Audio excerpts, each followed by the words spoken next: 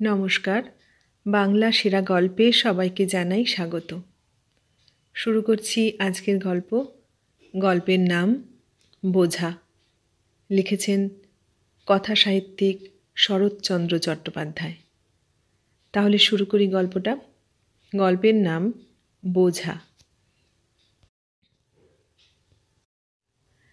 সাগরপুরে আজ মহাধুম।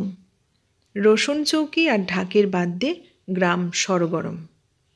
সপ্তাহ ধরিয়া যে কি কাণ্ড বাঁধিয়া গিয়াছে তাহা গ্রামের এবং তৎপার্শ্ববর্তী 4-5 ক্রোশের সকল লোক জানে।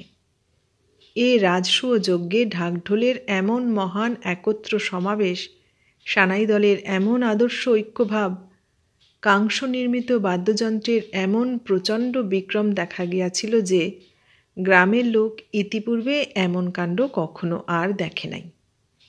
রং বেরং বাদ্যযন্ত্রের সাহায্যে মনুষ্য শ্রেণীর যে আনন্দ কোলাহল উত্থিত হইয়াছে তাহাতে গ্রামের পশুগুলো অত্যন্ত বিরক্ত হইয়া উঠিয়াছে, বিশেষ গরু বাছুরের দল। ঢাকঢোলের আত্মদ্রোহিতায় তাহাদের মর্মপীড়ার আর সীমা নাই। এত সমারোহের কারণ একটা নাবালক 14 বর্ষীয় বালকের বিবাহ। সাগরপুরের জমিদার শ্রীযুক্ত হরদেব মিত্রের একমাত্র পুত্রের বিবাহ উপলক্ষ করিয়াই এমন কাণ্ড বাঁধিয়া গিয়াছে। হরদেব মিত্র বেশ বড়লোক, প্রায় 25-26 হাজার টাকা তাহার বাৎসরিক আয়। পাত্রের নাম শ্রীযুক্ত সত্যেন্দ্র কুমার মিত্র। হেয়ার সাহেবের স্কুলে এন্ট্রান্স ক্লাসে সে পড়ে। অত অল্প বয়সে বিবাহের কারণ একমাত্র সত্যেন্দ্রর মাতার বধূমুখ দেখিবার একান্ত স্বাদ। বর্ধমান জেলার দিলজানপুরের জমিদার শ্রীযুক্ত কামাখ্যাচরণ চৌধুরীর কনিষ্ঠা কন্যা সরলার সহিত সত্যেন্দ্রর বিবাহ হইয়া গেল। রাঙা বউ। সত্যেন্দ্র মহাসুখী। 10 বছরের টুকটুকে ছোট বউটির মুখ দেখিয়া সত্যেন্দ্র জননী বিশেষ হৃষ্টচিত্ত হইলেন। বিবাহের পরবৎসরই হরদেববাবু বধূ আনিলেন, কারণ গৃহিণীর এরূপ অভিসন্ধি ছিল না যে বধূকে পিতৃগৃহে রাখিয়া দেন।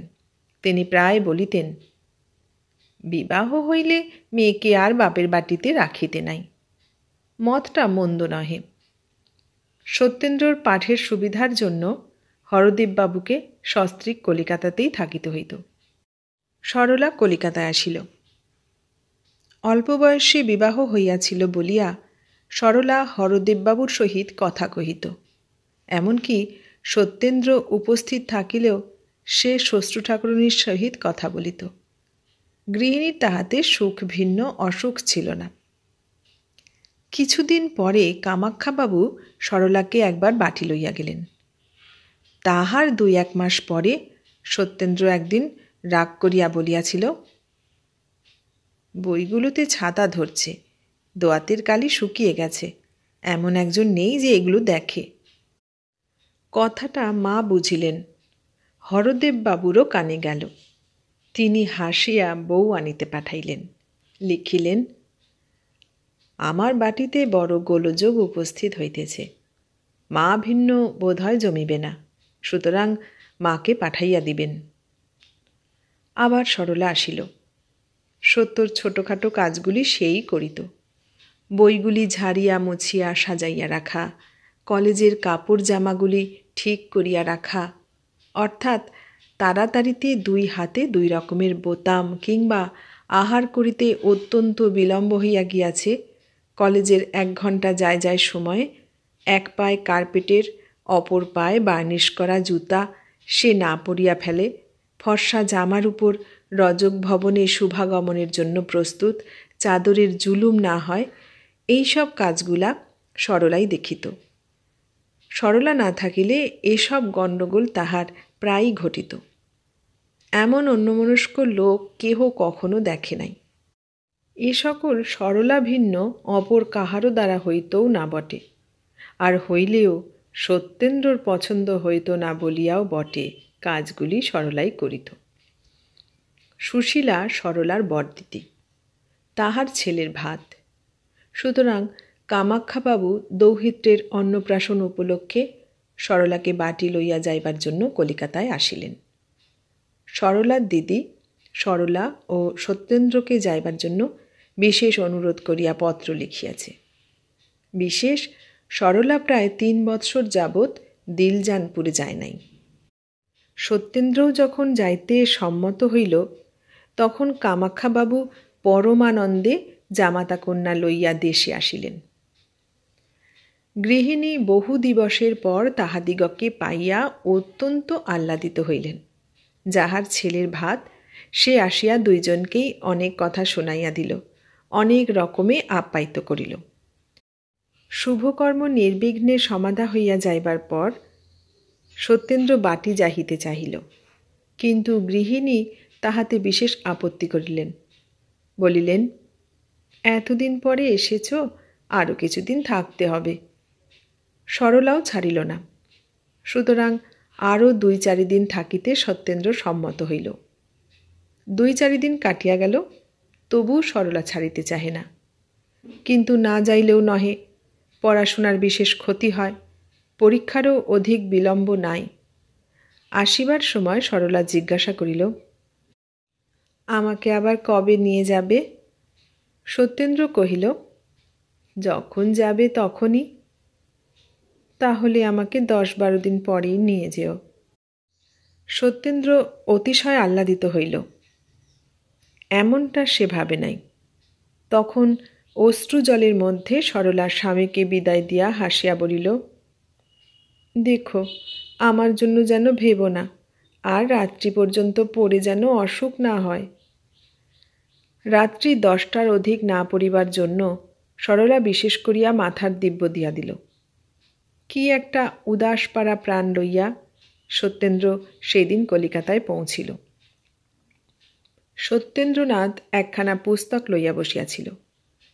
পুস্তকের পৃষ্ঠার সহিত মনের একটা বিষম দ্বন্দ্বযুদ্ধ চলিয়াছিল। সত্যেন্দ্র গনিয়া দেখিল, সমস্ত দিনে মোটে 26 লাইন পড়া হইয়াছে। দুঃখিতভাবে সে ভাবিল, বাহ, এই রকম পড়লেই পাশ হব। ক্রমে দুঃখ ঈষৎ ক্রোধে পরিণত হইল। সে ভাবিল, সমস্ত পোড়ামুখী সরর দোষ। এই 5 দিন এসেছি, একটুও পড়তে পারিনি। আগে মনে হতো পড়ার সময় বিরক্ত করে, 10টার বেশি পড়তে গেলেই আলো নিভিয়ে দেয়, একে কোথাও পাঠিয়ে দিলে ভালো করে পড়ব। ঠিক উল্টো, কালই তাকে আনতে যাব, না হলে লজ্জার খাতিরে কি ফেল হব? যাহা হোক, সত্যেন্দ্রনাথ এইরূপ একটা মতলব আঁটিতেছিল। কি করিয়া আনাই, কেমন করিয়াই বা বলি, লজ্জা করে। এত ভালোই বা বাসিলাম কেমন করিয়া? 2 দিন। একটা ভৃত্য আসিয়া একখানা টেলিগ্রাম হাতে দিল। সত্যেন্দ্র অতিশয় বিস্মিত হইল। আর ভাবিবার সময় নাই। কোথাকার টেলিগ্রাম? কভার খুলিতে সত্যের হৃৎকম্প হইল। ভিতরে যাহা লেখা ছিল তাহাতে মাথা একেবারে ঘুরিয়া গেল। সরলা পীড়িতা। সেই দিনই হরদেববাবু সত্যেন্দ্রকে লইয়া দিলজানপুর যাত্রা করিলেন। বাটির সম্মুখে কামাখ্যাবাবুর সহিত সাক্ষাৎ হইল। হরদেববাবু চিৎকার করিয়া জিজ্ঞাসা করিলেন, মা কেমন? কামাখ্যাবাবু কহিলেন, আসুন, ভিতরে চলুন। হরদেববাবু ভিতরে গিয়া দেখিলেন সরলা বিসূচিকা রোগে আক্রান্তা। একদিনে সরলাকে যেন আর চেনা যায় না। চক্ষু বসিয়া গিয়াছে, পদ্মের মতো মুখখানিতে কালিমা পড়িয়াছে। বিজ্ঞ হরদেববাবু বুঝিলেন অবস্থা ভালো নহে। চক্ষু মুছিয়া ডাকিলেন, মা সরলা। সরলা চাহিয়া দেখিল, তখনও সরলার বেশ চৈতন্য আছে। কেমন আছো মা? সরলা হাসিয়া বলিল, ভালো আছি তো। দুইজনেই বুঝিল এটা আপোষে মিটমাট হইয়া গেল। সকলে চলিয়া যাইলে সত্যেন্দ্র আসিয়া কাছে বসিল। দারুণ আতঙ্কে কথা বাহির হইল না। তখন জোর করিয়া নীরস ভাঙা ভাঙা গলায় সত্যেন্দ্র ডাকিল, সর। শুষ্ক ভাঙা গলা, ক্ষতি কি? সেই চিরপরিচিত স্বর, সেই আদরের ডাক, সর। এ কি ভুল হয়? সরলা চাহিল। সে হরদেববাবুকে দেখিয়া পূর্বেই সত্যেন্দ্রর আগমন অনেকটা অনুমান করিয়াছিল। সরলা স্বামীকে তামাশা করিতে বড় ভালোবাসিত। হাসিয়া বলিল, কি নিতে এসেছ? কথা বসিয়া গিয়াছে। এতক্ষণ কোনো মতে সত্যেন্দ্র চক্ষুর জল চাপা দিয়া রাখিয়াছিল। অবস্থা দেখিয়া সে বালির বাঁধ ভাঙিয়া গেল। সত্যেন্দ্র জানিত এ সময়ে কাঁদিতে নাই, কিন্তু পোড়া চোখের জলের কি সে বিবেচনা আছে? বেশ ধীরে ধীরে স্বচ্ছন্দে তাহারা একটির পর একটি করিয়া ফোঁটায় নামিতে আরম্ভ করিল। তাহারা যে সরলার অঙ্গে মিশিতেছে, এ অবকাশ তাহাদের কখনো হইয়াছে কি? কখনো হয় নাই। তোমার কিংবা সরলার খাতিরে তাহারা কি এ সুযোগ ছাড়িয়া দিবে? সরলা স্বামীকে কখনো কাঁদিতে দেখে নাই, সেও কাঁদিল। অনেকক্ষণ পরে চক্ষু মুছিয়া সে বলিল, ছি, কাঁদো কেন? পুরুষ মানুষের কি কাঁদতে আছে? এ কি বটে সরলা, বেশ বুঝিয়াছ। অন্তর্দাহে তাহারা শুকাইয়া কাঠ হইয়া যাউক, এক ফোঁটা জল যেন না পড়ে।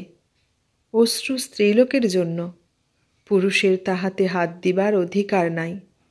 যন্ত্রণায় পুড়িয়া যাও, কাঁদিতে পাইবে না, কাঁদিলে স্ত্রীলোক হইয়া যাইবে। সরলা, এ ব্যবস্থা কি তোমরাই করিয়াছ? সরলা স্বামীর হাত আপনার হাতে টিপিয়া ধরিয়া কাঁদিয়া বলিল, পরজন্ম বিশ্বাস করো কি? সত্যেন্দ্র কাঁদিতে কাঁদিতে বলিল, করিতাম কিনা জানি না, কিন্তু আজ হতে সম্পূর্ণ বিশ্বাস করব। সরলার মুখে ঈষৎ হাসির চিহ্ন প্রকাশ পাইল। ঔষধ খাওয়াইবার সময় হইয়াছে দেখিয়া কামাক্ষাবাবু, হরদেববাবু এবং ডাক্তারবাবু কক্ষে প্রবেশ করিলেন। ডাক্তার নাড়ি টিপিয়া বলিলেন, আশা বড় কম, তবে ঈশ্বরের ইচ্ছা। ঈশ্বরের ইচ্ছায় পরদিন বেলা 7টার সময় সরলার মৃত্যু হইল। সন্ধ্যার সময় হরদেববাবু সত্যেন্দ্রকে লইয়া কলিকাতায় ফিরিলেন। কি যেন কি একটা হইয়া গিয়াছে। রাজশয্যায় শয়ন করিয়া ইন্দ্রত্বের সুখ কথঞ্চিত উপলব্ধি করিতেছিলাম। টানিয়া কে যেন সুখের স্বপ্নটুকু ভাঙিয়া দিয়াছে। অর্ধরাত্রে উঠিয়া বসিয়াছি, ঘুম ভাঙিয়া গিয়াছে। আমার আজীবন সহচর সেই অর্ধছিন্ন খট্টায় শুইয়া আছি। আমি কাঁদিব না হাসিব? সুখের স্রোতে অনন্তে ভাসিয়া যাইতেছিলাম। হঠাৎ যেন একটা অজানা দলের পাশে আবদ্ধ হইয়া গিয়াছি। আর বুঝি কখনো ভাসিয়া যাইতে পাইব না। সব যেন উল্টাইয়া গিয়াছে। জীবনের কেন্দ্র পর্যন্ত কে টানিয়া পরিধির বাহিরে লইয়া গিয়াছে। কিছুই যেন আর ঠাহর হয় না। এ কি হইল? নিশীথে সত্যেন্দ্রনাথ জানালায় বসিয়া সাগরপুরের অন্ধকার দেখিতেছিল। গাছগুলা কি একটা নিস্তব্ধ ভাব সত্যেন্দ্রর সহিত বিনিময় করিতেছিল। শোঁ শোঁ করিয়া নৈশ বাতাস বহিয়া গেল। কিছু বলিয়া গেল কি? বলিল বই কি, সেই এক কথা। সব জিনিসেই সেই এক কথা বলিয়া বেড়ায়। হইয়াছে কি? পাপিয়া আর চোখ গেল বলে না, ঠিক যেন বলে মরে গেল। বউ কথা কও পাখিও আর আপনার বোল বলে না, সেও বলে বউ মরে গেছে। সব জিনিস ওই একই কথা বারবার কহিয়া বেড়ায় কেন? শোঁ শোঁ করিয়া নৈশ বাতাস যেন ওই কথাই কহে, নেই নেই, সে নেই। কেমন আছো সত্য? মাথাটা কি বড় ধরিয়াছে বলিয়া বোধ হয়? সে তো আজ অনেক দিন হইল। একটু শোও না ভাই। চিরকাল কি একইভাবে ওই জানালায় বসিয়া থাকিবে? সত্যেন্দ্র অন্ধকারে নক্ষত্র দেখিতেছিল। যেটি সর্বাপেক্ষা ক্ষীণ সেটিকে বিশেষ পর্যবেক্ষণ করিয়া দেখিতেছিল। চক্ষু মুদিতে সাহস হয় না, পাছে সেটি হারাইয়া যায়। দেখিতে দেখিতে ক্লান্ত হইলে সেইখানেই সে ঘুমাইয়া পড়ে। প্রভাতে নিদ্রাভঙ্গ হইলে আবার সেটিকে দেখিবার চেষ্টা করে। আলো ভালো লাগে না, জ্যোৎস্নায় আর আমোদ হয় না। অত ক্ষীণালোক বিশিষ্ট নক্ষত্র কি আলোকে দেখা যায়? সত্যেন্দ্র এম.এ পরীক্ষায় ফেল হইয়া গিয়াছে। পাশ হইবার ইচ্ছাও আর নাই। উৎসাহ নিবিয়া গিয়াছে। পাশ করিলে কি নক্ষত্র কাছে আসে? হরদেববাবু সপরিবারে দেশে চলিয়া আসিয়াছেন। সত্যেন্দ্র বলে, সে বাটি হইতেই ভালো পরীক্ষা দিতে পারিবে। শহরের অত গণ্ডগোলে ভালো পড়াশোনা হয় না। সত্যেন্দ্র এখন একরকমের লোক হইয়া গিয়াছে। মুখখানা দেখিলে বোধ হয় যেন বহুদিন কিছু খাইতে পায় নাই, যেন মস্ত পীড়া হইতে সম্প্রতি আরোগ্য লাভ করিয়াছে। দুপুরবেলা সত্য ঘরে দরজা বন্ধ করিয়া দিয়া ফটোগ্রাফ ঝাড়িয়া ধুলা পরিষ্কার করে। নিজের পুরাতন পুস্তকগুলি সাজাইতে বসে। হারমোনিয়ামের ঝাঁপ খুলিয়া মিছিমিছি পরিষ্কার করে। সরলার পরিষ্কৃত পুস্তকগুলি আরও পরিষ্কার করে। ভালো ভালো কাগজ খাম লইয়া সরলাকে পত্র লিখিয়া কি একটা শিরোনামা দিয়া নিজের বাক্সে বন্ধ করিয়া রাখে। সত্যেন্দ্রনাথ, তুমি একা নও। অনেকের কপাল তোমারই মতো অল্প বয়সে পুড়িয়া যায়। সকলেই কি তোমার মতো পাগল হয়? সাবধান। সত্য, সকলেরই একটা সীমা আছে। স্বর্গীয় ভালোবাসারও একটা সীমা নির্দিষ্ট আছে। যদি সীমা ছাড়াইয়া যাও, কষ্ট পাইবে, কেহ রাখিতে পারিবে না। সত্যেন্দ্রর জননী বড় বুদ্ধিমতী। তিনি একদিন স্বামীকে ডাকিয়া বলিলেন, সত্য, আমার কি হয়েছে দেখেছ? কর্তা বলিলেন, দেখছি তো, কিন্তু কি করি? আবার বিবাহ দাও। ভালো বউ হলে সত্য আবার হাসবে, আবার কথা কবে। সেদিন সত্য আহার করিতে বসিলে জননী বলিলেন, আমার একটা কথা শুনবে? কি? তোমাকে আবার বিবাহ করতে হবে। সত্য হাসিয়া কহিল, এই কথা? তা বুড়ো বয়সে আবার ওসব কেন? মা পূর্ব হইতেই অশ্রু সঞ্চিত করিয়াছিলেন। সেগুলি এখন বিনা বাক্য ব্যয়ে নামিতে আরম্ভ করিল। মা চক্ষু মুছিয়া বলিলেন, বাবা, এই 21 বছরে কেউ বুড়ো হয় না, কিন্তু সরলার কথা মনে হলে এসব আর মুখে আনতে ইচ্ছা হয় না। কিন্তু আমি আর একা থাকতে পারি না। পরদিন প্রাতে হরদেববাবু সত্যেন্দ্রকে ডাকিয়া ওই কথাই বলিলেন। সত্যেন্দ্র কোনো উত্তর দিল না। হরদেববাবু বুঝিলেন মৌন ভাব সম্মতির লক্ষণ মাত্র। সত্যেন্দ্র ঘরে আসিয়া সরলার ফটোর সম্মুখে দাঁড়াইয়া কহিল, শুনছ সর, আমার বিয়ে হবে। ফটোগ্রাফ কথা কহিতে পারে না। পারিলে কি বলিত? বেশ তো, বলিত কি? সত্যেন্দ্রর এবার কলিকাতায় বিবাহ হইল। শুভদৃষ্টির সময় সত্যেন্দ্র দেখিল মুখখানি বড় সুন্দর। হোক সুন্দর, সে তথাপি ভাবিল তাহার মাথায় একটা বোঝা চাপিল। বিবাহের পর 2 বৎসর নলিনী পিতৃগৃহে রহিল। 3য় বৎসরে সে শ্বশুর ভবনে আসিয়াছে। গৃহিণী নূতন বধূর চাঁদপানা মুখ দেখিয়া আবার সরলাকে ভুলিবার চেষ্টা করিলেন, আবার সংসার পাতিবার চেষ্টা করিলেন। রাত্রে যখন 2 জনে পাশাপাশি শুইয়া থাকে, তখন কেহই কাহারও সহিত কথা কহে না। নলিনী ভাবে, কেন এত অযত্ন? সত্য ভাবে, এ কোথাকার কে যে আমার সরর জায়গায় শুইয়া থাকে?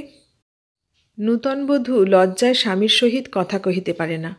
সত্যেন্দ্র ভাবে, কথা কহে না ভালোই। একদিন রাত্রে সত্যেন্দ্রর ঘুম ভাঙিয়া যাইলে সে দেখিল শয্যায় কেহ নাই। ভালো করিয়া চাহিয়া দেখিল কে একজন জানালায় বসিয়াছে। জানালা খোলা। খোলা পথে জ্যোৎস্নার লোক প্রবেশ করিয়াছে।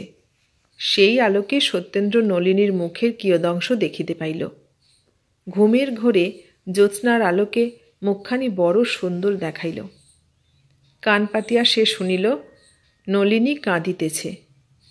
সত্য ডাকিল, নলিনী। নলিনী চমকিয়া উঠিল। স্বামী আহ্বান করিয়াছেন। অন্য মেয়ে কি করিত জানি না, কিন্তু নলিনী ধীরে ধীরে আসিয়া নিকটে বসিল।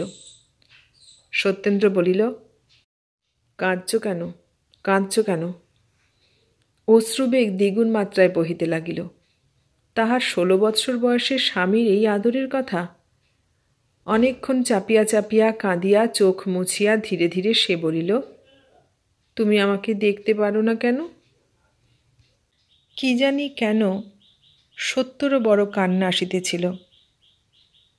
তাহা রোধ করিয়া সে বলিল, দেখতে পারি না তোমাকে কে বলল? তবে যত্ন করতে পারি না। নলিনী নিরুত্তরে সকল কথা শুনিতে লাগিল। সত্যেন্দ্র কিছুক্ষণ নীরব থাকিয়া বলিল, ভেবেছিলাম কাকেও বলবো না, কিন্তু না বলেও কোনো লাভ নেই। তোমাকে কিছু গোপন করব না। সকল কথা খুলে বললে বুঝতে আমি এমন কেন। আমি এখনও সরলোকে, আমার পূর্ব স্ত্রীকে ভুলতে পারিনি। ভুলব এমন ভরসাও করি না, ইচ্ছাও করি না। তুমি হতভাগ্যের হাতে পড়েছ। তোমাকে কখনো সুখী করতে পারবো এই আশা মনে হয় না। নিজের ইচ্ছায় তোমাকে বিবাহ করিনি, নিজের ইচ্ছায় তোমাকে ভালোবাসতে পারবো না। গভীর নিশীথে দুইজনে অনেকক্ষণ এইভাবে বসিয়া রহিল। সত্যেন্দ্র বুঝিতে পারিল নলিনী কাঁদিতেছে। সে কাঁদিয়াছিল কি? একে একে সরলার কথা মনে পড়িতে লাগিল। ধীরে ধীরে সেই মুখখানি হৃদয়ে জাগিয়া উঠিল। সেই নিতে এসেছ মনে পড়িল। অনাহুত অশ্রু সত্যেন্দ্র নয়ন রোধ করিল। তাহার পর গণ্ড বাহিয়া ধীরে ধীরে ঝরিয়া পড়িল। চক্ষু মুছিয়া সত্যেন্দ্র ধীরে ধীরে নলিনীর হাত দুটি আপনার হাতে লইয়া বলিল, কেঁদো না নলিনী। আমার হাত কি? নিশিদিন অন্তরে আমি কি যন্ত্রণায় যে ভোগ করি তা কেউ জানে না। মনে বড় কষ্ট। এ কষ্ট যদি কখনো যায় তাহলে হয়তো তোমাকে ভালোবাসতে পারবো, হয়তো তোমাকে আবার যত্ন করতে পারবো। এই বিষাদপূর্ণ স্নেহমাখা কথার মূল্য কয়জন বুঝে? নলিনী বড় বুদ্ধিমতী। সে স্বামীর কষ্ট বুঝিল। স্বামী তাহাকে ভালোবাসে না এ কথা সে তাহার মুখে শুনিল। তথাপি তাহার অভিমান হইল না। বোকা মেয়ে। 16 বৎসরে যদি অভিমান করিবে না তবে করিবে কবে? কিন্তু নলিনী ভাবিল, অভিমান আগে না স্বামী আগে? সেই দিন হইতে কি করিলে স্বামীর কষ্ট যায় ইহাই তাহার একমাত্র চিন্তার বিষয় হইল। কি করিলে স্বামী সতীনকে ভুলিতে পারেন এ কথা সে একবারও ভাবিল না। ব্যথার যদি কেহ ব্যথী হয়, কষ্টতে যদি কেহ সহানুভূতি প্রকাশ করে, দুঃখের কথা যদি কেহ আগ্রহ করিয়া শ্রবণ করে, তাহা হইলে বোধ হয় তাহার ন্যায় বন্ধু এ জগতে আর নাই। ইহার পর সত্যেন্দ্র নলিনীকে প্রায়ই পূর্বের কথা জানাইত। কত নিশা দুইজনের সেই একই কথায় অবসান হইত। সত্যেন্দ্র যে কেবল বলিত তাহা নহে, নলিনী আগ্রহের সহিত স্বামীর পূর্ব ভালোবাসার কথা শুনিতে ভালোবাসিত। 2 বৎসর গত হইয়াছে। নলিনীর বয়স এখন 18 বৎসর। তাহার আর পূর্বের মতো কষ্ট নাই। স্বামী এখন আর তাহাকে অযত্ন করেন না। স্বামীর ভালোবাসা জোর করিয়া সে লইয়াছে। যে জোর করিয়া কিছু লইতে জানে সে তাহা রাখিতেও জানে। তাহার এখন আর কোনো কষ্টই নাই। সত্যেন্দ্রনাথ এখন পাবনার ডেপুটি ম্যাজিস্ট্রেট। স্ত্রীর যত্নে, স্ত্রীর ঐকান্তিক ভালোবাসায় তাহার অনেক পরিবর্তন হইয়াছে। কাছারির কর্মের অবকাশে সে এখন নলিনীর সহিত গল্প করে, উপহাস করে, গান বাজনা করিয়া আমোদ পায়। এক কথায় সত্যেন্দ্র অনেকটা মানুষ হইয়াছে। মানুষ যেটা পায় না সেইটাই তাহার অত্যন্ত প্রিয় সামগ্রী হইয়া দাঁড়ায়। মনুষ্য চরিত্রই এমনই। তুমি অশান্তিতে আছো, শান্তি খুঁজিয়া বেড়াও। আমি শান্তি ভোগ করিতেছি, তবুও কোথা হইতে যেন অশান্তিকে টানিয়া বাহির করি। ছল ধরা যেন মানুষের স্বভাব সিদ্ধ ভাব। যে মাছটা পলাইয়া যায় সেইটাই কি ছাই বড় হয়? সত্যেন্দ্রনাথও মানুষ। মানুষের স্বভাব কোথায় যাইবে? এত ভালোবাসা, যত্ন ও শান্তির মধ্যে তাহার হৃদয়ে মাঝে মাঝে বিদ্যুতের মতো অশান্তি জাগিয়া ওঠে। নিমেষের মধ্যে মনের মাঝে বৈদ্যুতিক ক্রিয়ার মতো যে বিপ্লব বাঁধিয়া যায়, তাহা সামলাইয়া লইতে নলিনীর অনেক পরিশ্রমের প্রয়োজন হয়। মাঝে মাঝে তাহার মনে হয় বুঝি আর সে সামলাইতে পারিবে না। এতদিনের চেষ্টা, যত্ন, অধ্যবসায় সমস্তই বুঝি বিফল হইয়া যাইবে।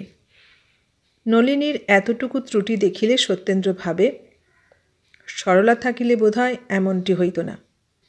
হইতো কি না ভগবান জানেন, হয়তো হইত না, হয়তো ইহা অপেক্ষা চতুর্গুণ হইত। কিন্তু তাহাতে কি, সে মৎস্য যে পলাইয়া গিয়াছে, সত্যেন্দ্র এখনও সরলাকে ভুলিতে পারে নাই। কাছারি হইতে আসিয়া নলিনীকে যদি দেখতে না পায়, অমনি মনে করে কিসে আর কিসে। নলিনী বড় বুদ্ধিমতী, সে সর্বদা স্বামীর নিকটে থাকে, কারণ সে জানিত এখনও তিনি সরলাকে ভুলেন নাই। একেবারে ভুলিয়া যান এ ইচ্ছা নলিনীর কখনো মনে হয় না। তবে অনর্থক মনে করিয়া কষ্ট না পান, এই জন্যই সে সর্বদা কাছে থাকিত, যত্ন করিত। নাই ভুলুন, কিন্তু তাহাকে তো অযত্ন করেন না, ইহাই নলিনীর ঢের। গোপীকান্ত রায় পাবনার একজন সম্ভ্রান্ত উকিল। কলকাতায় তাহার বাটি নলিনীদের বাটির কাছে। কি একটা সম্বন্ধ থাকায় নলিনী তাহাকে কাকা বলিয়া ডাকে। রায় খুড়িমা প্রায় প্রত্যহই সত্যেন্দ্রর বাটি বেড়াইতে আসেন। গোপীবাবুও প্রায় আসেন। গ্রাম সম্পর্কে খুড়শ্বশুরকে সত্যেন্দ্রনাথ অতিশয় মান্য করে। সত্যেন্দ্রর বাসা তাহার বাটি হইতে দূরে হইলেও উভয় পরিবারে বেশ মেলামেশি হইয়া গিয়াছে।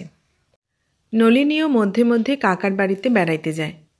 একে কাকার বাড়ি, তাহাতে গোপীবাবুর কন্যা হেমার সহিত তাহার বড় ভাব, বাল্যকালের সখী, কেহ কাহাকে ছাড়িতে চাহে না। সেদিন তখন 12টা বাজিয়া গিয়াছে। সত্যেন্দ্র কাছারি চলিয়া গিয়াছে। কোনো কর্ম নাই দেখিয়া নলিনী ছবি আঁকিতে বসিল। কিন্তু তৎক্ষণাৎ গড়গড় করিয়া একখানা গাড়ি ডেপুটিবাবুর বাড়ির সম্মুখে আসিয়া লাগিল। কে আসিল? হেম বুঝি? আর ভাবিতে হইল না। বিষম কোলাহল করিতে করিতে হেমাঙ্গিনী আসিয়া উপস্থিত হইল।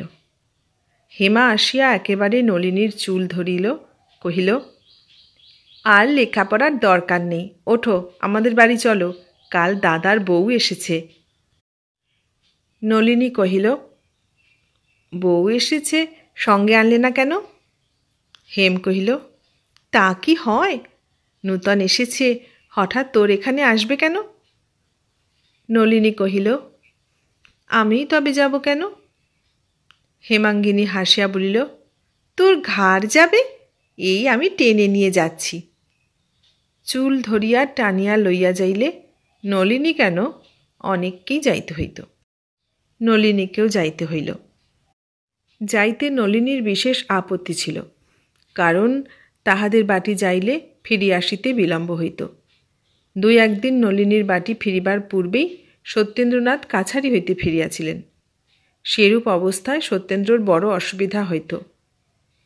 তিনি কিছু মনে করুন আর নাই করুন, নলিনীর বড় লজ্জা করিত, কারণ সে জানিত কাছারি হইতে ফিরিয়া আসিয়া তাহার হাতের বাতাস না খাইলে স্বামীর গরম ছুটিত না।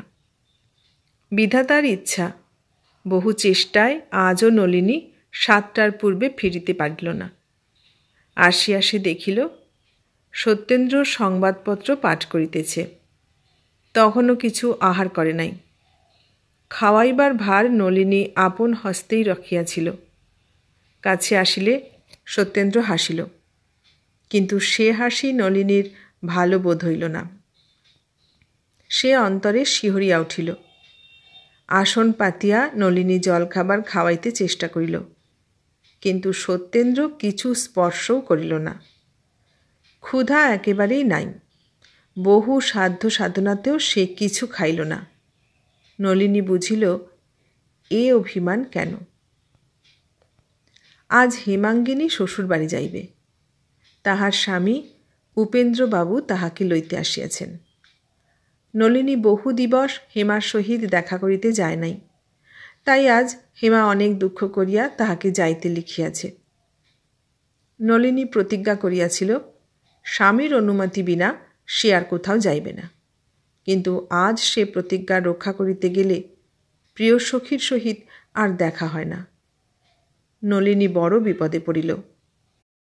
হেমা লিখিয়াছে তাহারা 3টার ট্রেনে রওনা হইবে।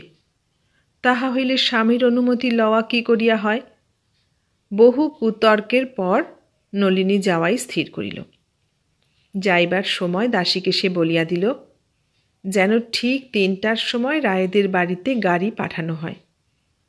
গাড়ি পাঠানো হইয়াছিল, কিন্তু হেমার 3টার ট্রেনে যাওয়া হইল না। সুতরাং সে নলিনীকে কিছুতেই ছাড়িয়া দিল না। অনেক জিদ করিয়াও সে হেমার হাত এড়াইতে পারিল না। হেমা আজ অনেক দিনের জন্য চলিয়া যাইতেছে। কতকাল আর দেখা হইবে না, সহজে কে ছাড়িয়া দেয়? বাড়ি ফিরিতে বিলম্ব হইলে স্বামী রাগ করিবেন, এ কথা বলিতে নলিনীর লজ্জা হইতেছিল। সহজে এ কথা কে বলিতে চাহে? এ হীনতা কে স্বীকার করে, বিশেষ এই বয়সে? অবশেষে সে কথাও সে বলিল, কিন্তু হেমা তাহা বিশ্বাস করিল না। সে হাসিয়া বলিল, বোকা বুঝিও না, রাগারাগির ব্যাপারে আমি ঢের বুঝি। উপেনবাবুও অনেক রাগ করতে জানেন। কথাটা হেমা হাসিয়া উড়াইয়া দিল, কিন্তু নলিনী মর্মে পীড়া পাইল। সকলের স্বামী কি এক ছাঁচে গড়া? সকলেই কি উপেনবাবুর মতো? নলিনী যখন ফিরিয়া আসিল তখন রাত্রি 10টা বাজিয়া গিয়াছে। আসিয়া সে শুনিল বাবু বাহিরে শয়ন করিয়াছেন। মাতঙ্গিনী ওরফে মাতু, নলিনীর বাপের বাড়ির ঝি, সে নলিনীর সহিত আসিয়াছিল। অনেক দিনের লোক, বিশেষ সে নলিনীকে অত্যন্ত স্নেহ করিত। তাই সে নলিনীকে আজ বিলক্ষণ 10 কথা জানাইয়া দিল। বাটির মধ্যে সেই কেবল জানিত সত্যবাবু বিলক্ষণ রাগ করিয়াই বাহিরে শয্যা রচনা করিবার আদেশ দিয়াছিলেন। গভীর রাত্রে যখন শয্যায় শয়ন করিয়া চক্ষু মুদ্রিত করিয়া সত্যেন্দ্রনাথ পূর্বস্মৃতি জাগাইয়া তুলিবার চেষ্টা করিতেছিল, যখন সেই বহুদিনগত প্রফুল্ল কমল সদৃশ সরলার মুখের সহিত নলিনীর মুখের ঈষৎ সাদৃশ্য আছে কিনা বিবেচনা করিতেছিল, যখন সরলার ভালোবাসার নিকট নলিনীর ভালোবাসা সাগরের নিকট গোষ্পদের জল ধারণা করিবার জন্য মনের মধ্যে বিষম ঝটিকার উৎপত্তি করিতেছিল, তখন ধীরে ধীরে দ্বার খুলিয়া নলিনী সে গৃহে প্রবেশ করিল। সত্যেন্দ্র চাহিয়া দেখিল নলিনী। নলিনী আসিয়া সত্যেন্দ্রর পদতলে বসিল। সত্যেন্দ্র চক্ষু মুদ্রিত করিল। বহুক্ষণ এইভাবেই কাটিয়া গেল দেখিয়া সত্যেন্দ্রনাথ বিরক্ত হইল। পার্শ্ব পরিবর্তন করিয়া পুরুষভাবে স্পষ্ট স্বরে কহিল, তুমি এখানে কেন? নলিনী কাঁদিতেছিল, কথা কহিতে পারিল না। কান্না দেখিয়া ডেপুটিবাবু আরেকটু ক্রুদ্ধভাবে বলিল, রাত হয়েছে, যাও ভেতরে গিয়ে শোওগে। নলিনী কাঁদিতেছিল। এবার চক্ষের জল মুছিয়া সে বলিল, তুমি শোবে চলো। সত্য ঘাড় নাড়িল, বলিল, আমার বড় ঘুম পেয়েছে, আর উঠতে পারব না। কাঁদিলে সত্যেন্দ্র বিরক্ত হয়। নলিনী চক্ষের জল মুছিয়াছে, স্বামীর কাছে আর সে কাঁদিবে না। ধীরে ধীরে পায়ের উপর হাত রাখিয়া নলিনী বলিল, এবার আমাকে ক্ষমা করো, এখানে তোমার বড় কষ্ট হবে, ভিতরে চলো। সত্যেন্দ্র আর ভিতরে যাইবে না প্রতিজ্ঞা করিয়াছে। সে বলিল, কষ্টের কথা এত রাত্রে আর ভেবে কাজ নেই, তুমি শোওগে, আমিও ঘুমোই। নলিনী সত্যেন্দ্রকে চিনিত। সমস্ত রাত্রি সে আপনার ঘরে বসিয়া কাঁদিয়া কাটাইল। বলি, ও হেমাঙ্গিনী, একবার দেখিয়া গেলে না? রাগারাগির ব্যাপার তুমি বোঝো ভালো, একবার মিটাইয়া দিবে নাকি? পরদিনও সত্যেন্দ্র বাটির ভিতর আসিল না, বা নলিনীর সহিত সাক্ষাৎ করিল না। নলিনীর একখানা পত্র মাতু সত্যেন্দ্রর হাতে দিয়াছিল। সে সেখানা না পড়িয়াই মাতঙ্গিনীর সম্মুখে ছিঁড়িয়া ফেলিয়া দিয়া বলিল, এসব আর এনো না। 4-5 দিন পরে একদিন নলিনীর বড় দাদা শ্রীযুক্ত নরেন্দ্রনাথ পাবনায় আসিয়া পৌঁছিলেন। হঠাৎ দাদাকে দেখিয়া নলিনী অতিশয় সন্তুষ্ট হইল, কিন্তু ততোধিক বিস্মিত হইল। দাদা যে?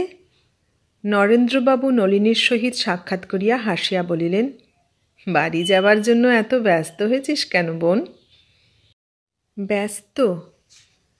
কথাটার অর্থ নলিনী তখনই বুঝিয়া ফেলিল। হাসিয়া বলিল, তোমাদের যে অনেক দিন দেখিনি। যেদিন স্বামীর চরণে প্রণিপাত করিয়া নলিনী দাদার সহিত গাড়িতে উঠিল, সে রাত্রে সত্যেন্দ্রনাথ একটুকুও ঘুমাইতে পারিল না। সমস্ত রাত্রি ধরিয়া সত্যেন্দ্র ভাবিতেছিল, এতটা না করিলেও চলিতে পারিত। অনেকবার সত্যর মনে হইয়াছিল, এখনো সময় আছে, এ সময়ও গাড়ি ফিরাইয়া আনি। কিন্তু হায় রে অভিমান! তাহারই জন্য নলিনীকে ফিরাইয়া আনা হইল না। যাইবার সময় মাতুও সঙ্গে গিয়াছিল। সেই কেবল যাইবার যথার্থ কারণ জানিত। নলিনী মাতুকে বিশেষ করিয়া বলিয়া দিয়াছিল যেন সে বাটিতে কোনো কথা না বলে। নলিনী মনে করিল, এ কথা প্রকাশ করিলে স্বামীর অপযশ করা হইবে। ভালো হোক আর মন্দ হোক, তাহার স্বামীকে লোকে মন্দ বলিবার কে? পিতৃগৃহে যাইয়া নলিনী পিতামাতার চরণে প্রণাম করিল। ছোট ভাইটিকে কোলে লইল। শুধু সে হাসিতে পারিল না।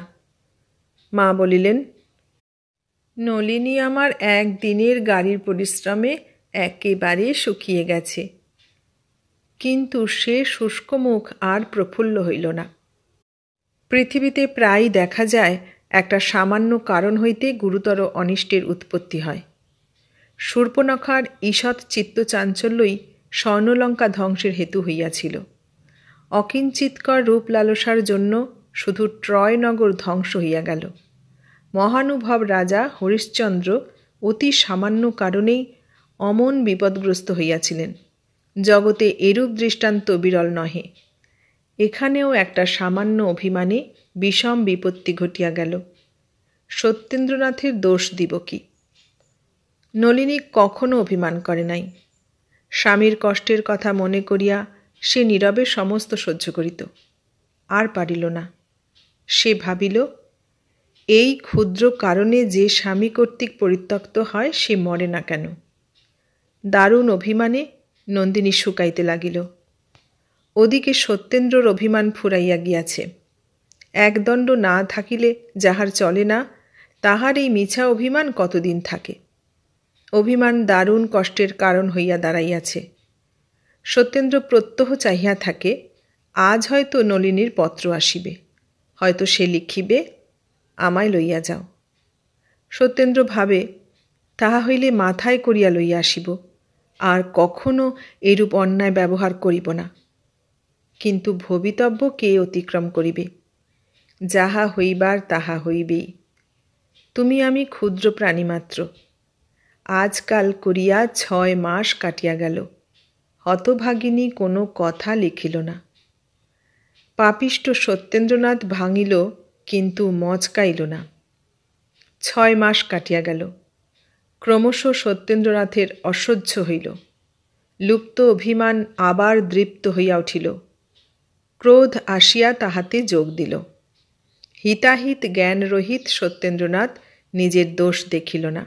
ভাবিল, যাহার অহংকার এত, তাহার প্রতিশোধও তদ্রূপ প্রয়োজন।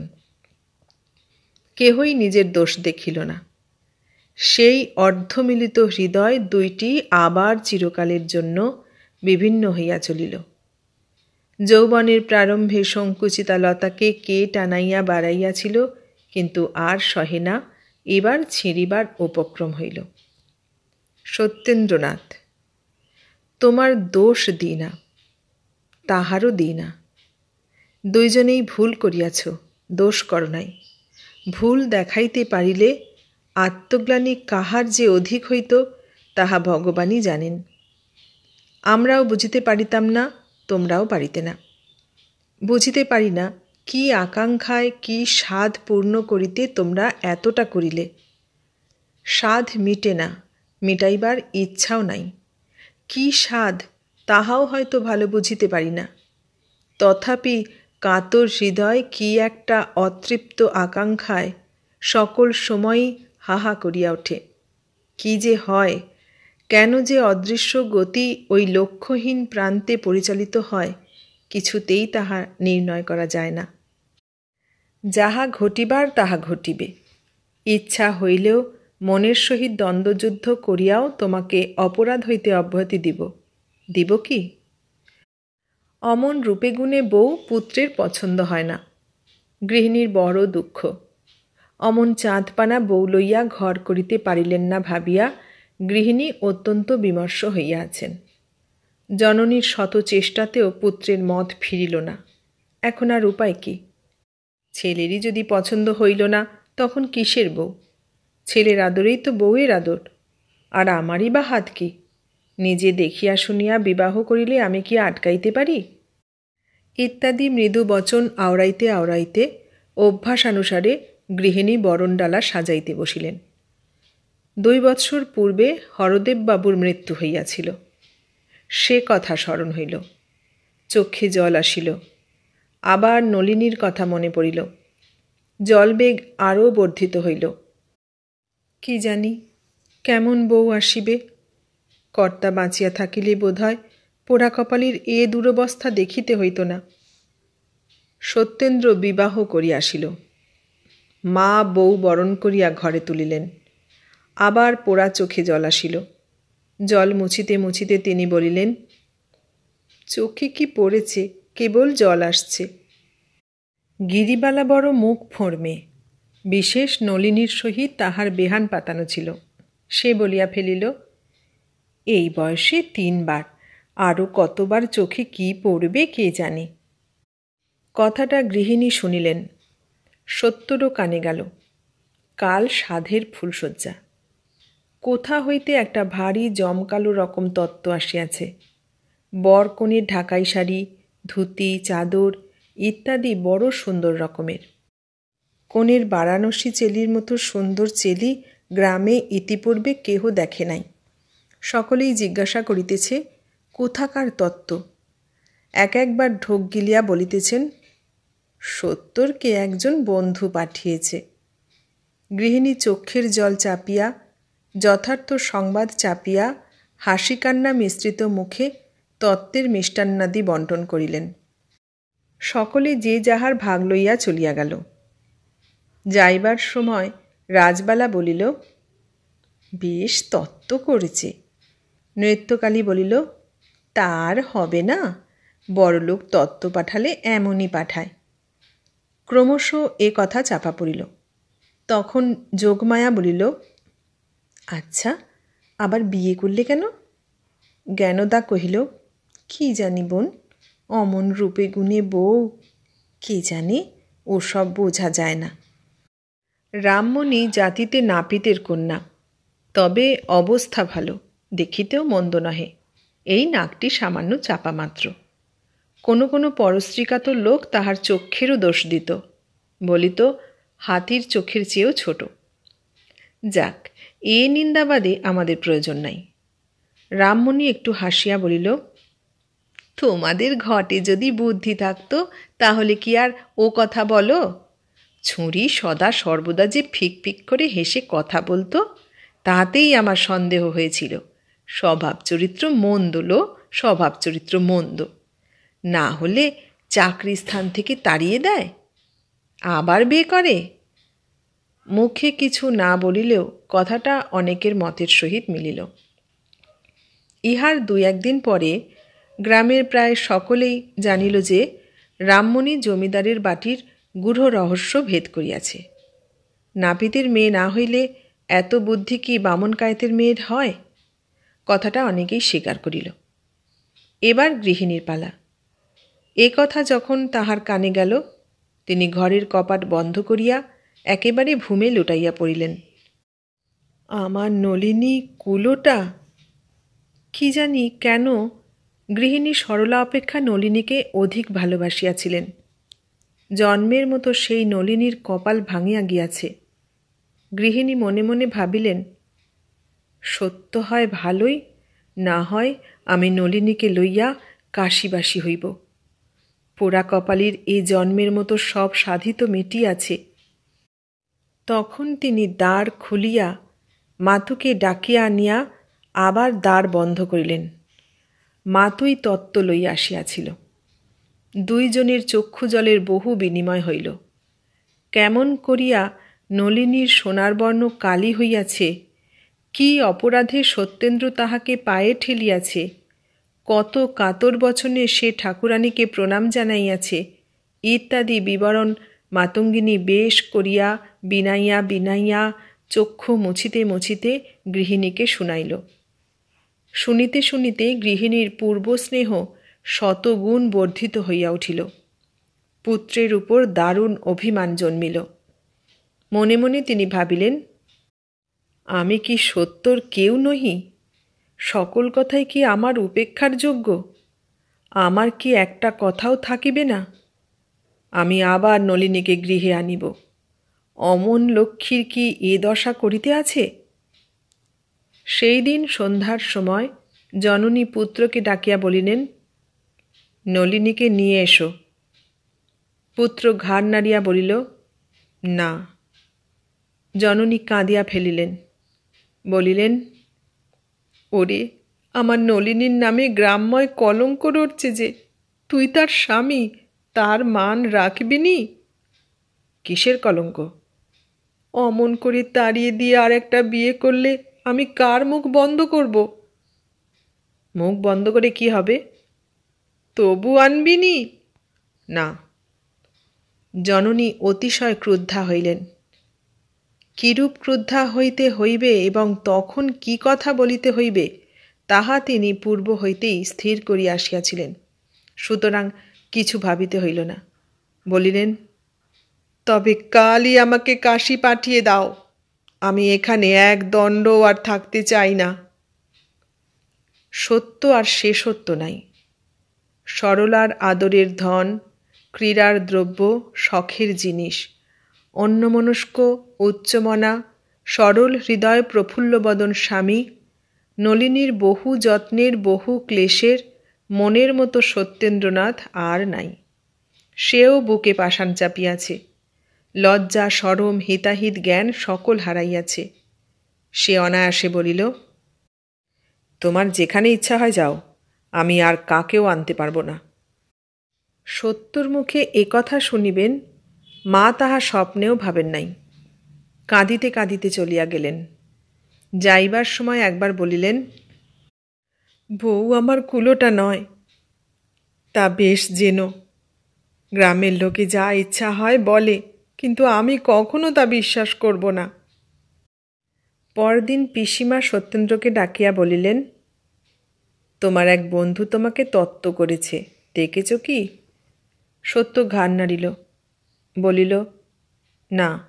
কে বন্ধু? জানি না। বসো, কাপড়গুলো নিয়ে আসি। অল্পক্ষণ পরে পিসিমা একতারা কাপড় লইয়া আসিলেন। সত্য দেখিল বেশ মূল্যবান বস্ত্র। সে বিস্মিত হইল। কোন বন্ধু পাঠাইয়াছে? চেলিখানি বেশ করিয়া দেখিতে দেখিতে সে লক্ষ্য করিল এক কোণে কি একটা বাঁধা আছে। খুলিয়া দেখিল একখানা ক্ষুদ্র পত্র। হস্তাক্ষর দেখিয়া সত্যেন্দ্রর মাথা ঝাঁত করিয়া উঠিল। লেখা আছে, ভগিনী, স্নেহের উপহার প্রত্যাখ্যান করিতে নাই। তোমার দিদি যাহা পাঠাইল গ্রহণ করিও। সে রাত্রের ফুলশয্যা সত্যেন্দ্রর পক্ষে কণ্টক শয্যা হইল। যুবার অভিমান কোনো বালককে দেখিয়াছ কি? সত্যেন্দ্রর ন্যায় অভিমান করিয়া এতটা অনর্থপাত করিতে কোনো বালককে দেখিয়াছ কি?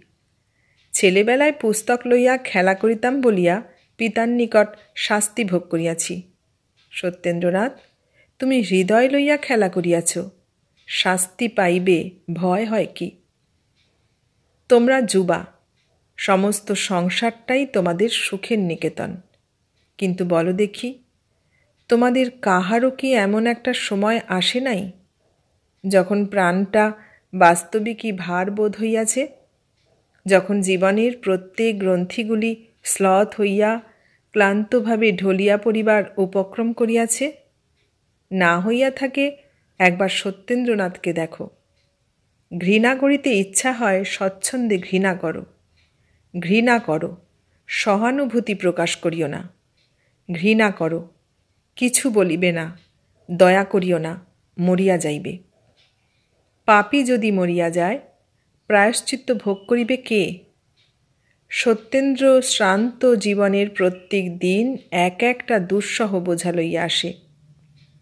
সমস্ত দিন ছটফট করিয়াও যেন সে বোঝা আর নামাইতে পারে না।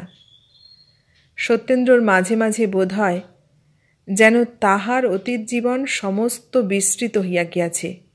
শুধু কিছুতেই ভুলিতে পারে না তাহার সাধের নলিনী পাবনায় চরিত্রহীনা হইয়াছিল, তাই সে তাহার স্বামী কর্তৃক পরিত্যক্ত হইয়াছে।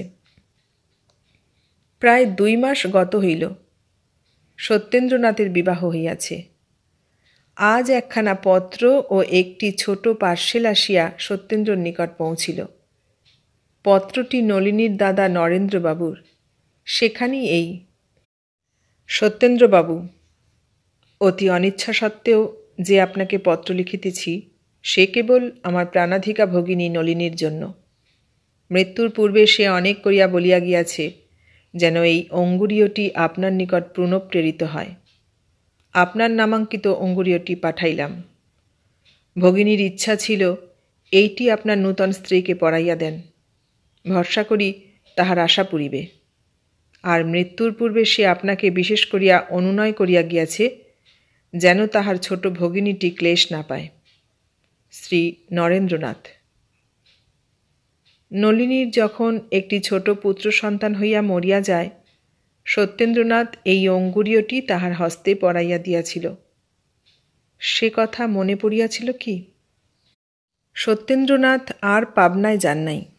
যে কারণেই হোক মাতা ঠাকুরানী আর কাশীবাসী হইতে পারিলেন না। নূতন বধূর নাম ছিল বিধু।